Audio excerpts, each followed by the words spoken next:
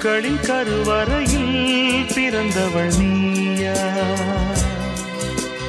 பூவுக்கொரு பூஜை செய்ய பிறந்தவன் நான் இல்லையா?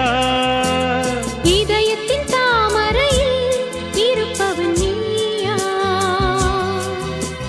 தாமரைக்குள் வீடு கட்டி தந்தவள் நான் இல்லையா? ஓடோடி வந்ததால் உள்மூச்சு வாங்குது.